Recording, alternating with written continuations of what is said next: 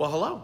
So glad we get to continue our study of the prayers of the Old Testament, taking a look at all of these important and impressive prayers of people of the Old Testament, giving us an idea of how we can better use our own prayer lives, the purposes, the objectives, and the methodology that we can use to have a better relationship with our God. Today we want to take a look at a prayer in the book of Exodus, and this is specifically going to take place in Exodus 32.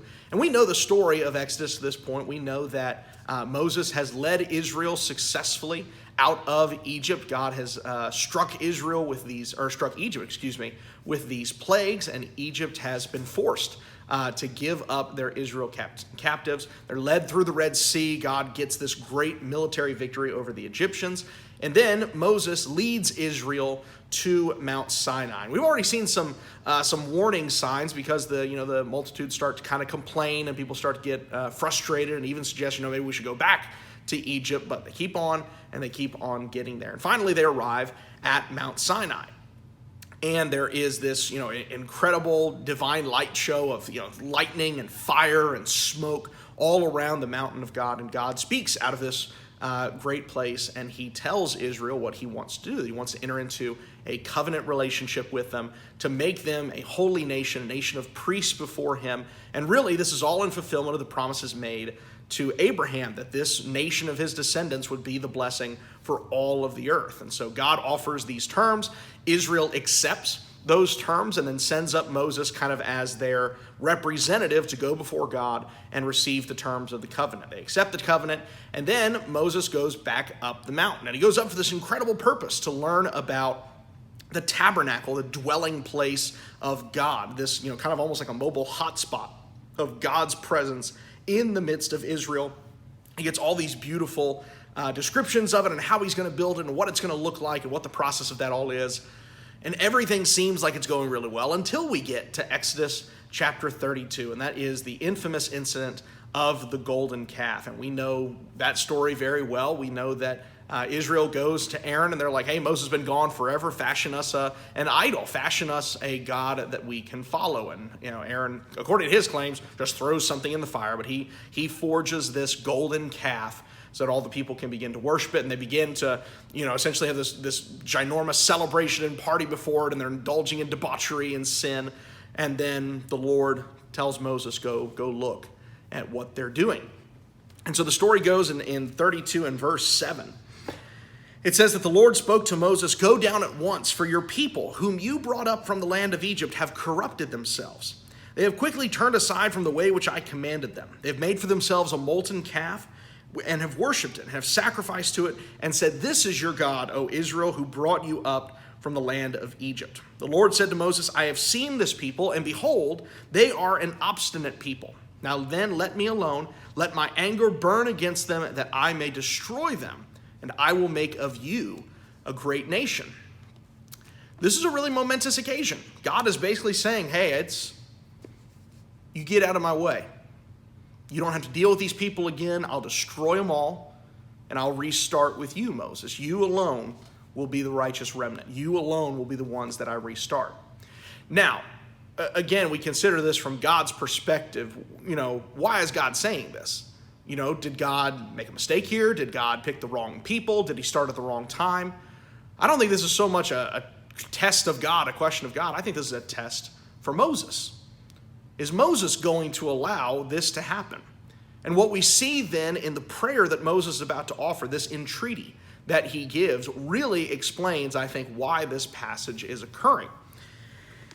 And it says in verse 11 that Moses entreated the Lord his God and said, "O Lord, why does your anger burn against your people, whom you have brought out from the land of Egypt with great power and with a mighty hand?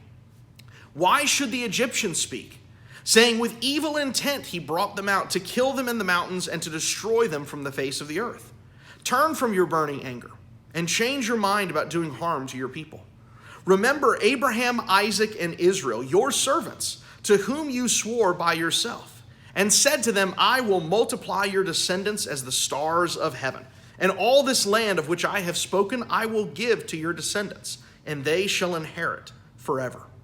So the Lord changed his mind about the harm which he said he would do to his people." And so Moses gives this really incredible prayer. And the kind of the fancy scholarly word we use for this is the idea of intercession. Moses is kind of essentially putting himself in between God and the people. And he's arguing on behalf of the people. But notice the argument that he makes to God about why God shouldn't destroy Israel. It's nothing to do with Israel. He doesn't seek to justify their actions. He doesn't seek to say, well, Lord, you've misunderstood. They're actually doing this when you think they're doing that. He doesn't have any of that. He doesn't ground it in them. He doesn't even ground it in himself that, Lord, this would be really tough for me. I'd rather you do this on my behalf. And just be easier if we kept this same group of people. I already have them trained really well, which they didn't.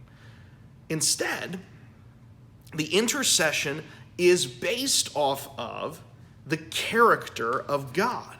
Notice that he says in verse 12, why should the Egyptians speak, saying with evil intent he brought them out to kill them in the mountains and to destroy them from the face of the earth?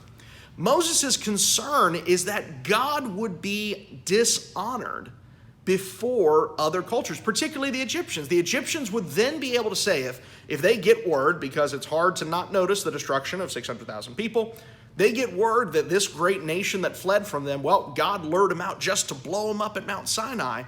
They can say, well, see it, we didn't lose because God was more powerful than us. God was he wasn't judging us. He was just trying to trick the Israelites. And in that capacity, God's name would be dishonored. And remember the whole purpose of the covenant relationship. The purpose of Israel is so that God would be honored amongst the nations. That's going to be one of the biggest charges that the prophets bring against Israel, is that they have brought dishonor amongst the nations. That's one of the problems that Nathan accuses David of, is that his action with Bathsheba brings dishonor upon the name of God. It's given God's enemies cause to blaspheme. And so Moses says, Lord, for your sake, don't destroy these people. He says, remember Abraham, Isaac, and Israel, your servants, to whom you swore by yourself. He says, Lord, not only do I want you to not dishonor yourself, I don't want you to give excuse to your enemies to think you're less than who you are. I don't want you to walk back on what you've promised. Now, again, obviously, if Moses has become the new Israel, certainly that could be, the fulfillment of the promise. But he says, you made this promise to these people. You made promises to Isaac and to Jacob and to the 12 sons of Israel that you were going to bless them and take them to the land. And so, Lord, keep your word. I'm asking you to be who you are. And I think what this prayer shows is it shows that Moses, in this moment of testing, because you got to think Moses is just as angry as God is right now. Moses is just as mad as God that Israel has come. They've already been complaining and murmuring against him, and now they've done this egregious behavior after what Moses and God have tried to do for them. You could see Moses getting angry and be like, you know what? Shoot the lightning bolt, God. Strike him. And yet instead he says, not for my sake. Don't do what would be easier for me. Do what's right for you, God. Do what you have promised. Do what upholds your character. And I think this should really influence our behavior in prayer. And it shows, I think, an incredible understanding of the purpose of prayer.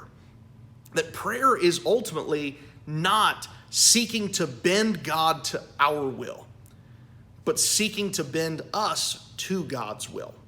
And there's a whole difference between those things, that prayer is not, a magic formula that we are trying to get God to accommodate to us.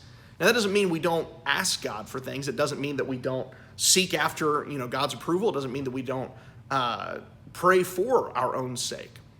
But it does change the reason we're doing these things. We pray for things so that they would be glorifying to God. We pray for things to occur to us because we believe it to be God's will that those things happen.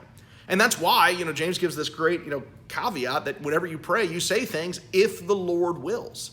And it's not just a trite one-line phrase. It's a realization that, Lord, I may not know what the right thing to do is. I may not fully understand what your will for that situation is. So let me give instead of you. I don't want to take away from your end of the stick, Lord. If your will is different than mine, then your will be done rather than me. And so that's an important idea. We're going to see that a lot throughout this study. the idea of bending ourselves through prayer to the will of God and seeking through prayer to accomplish God's will. And so I hope looking at Moses' prayer of intercession, we're going to see some other intercessory prayers in the Old Testament. But this gives us a real clear picture of what we're seeking to do with prayer. Not change God, but change ourselves to better fit who God is. Thank you so much for taking the time to study these things with us today. We encourage you to continue reading through us with us through the Old Testament. There's going to be a lot of prayers to look at, a lot of good things to study, and so we encourage you. We hope it's been edifying for you to think about these things today, and we pray that you continue to have an active and vigorous prayer life, just like the people of the Old Testament. Thank you so much for tuning in. Lord willing, we'll see you again next time.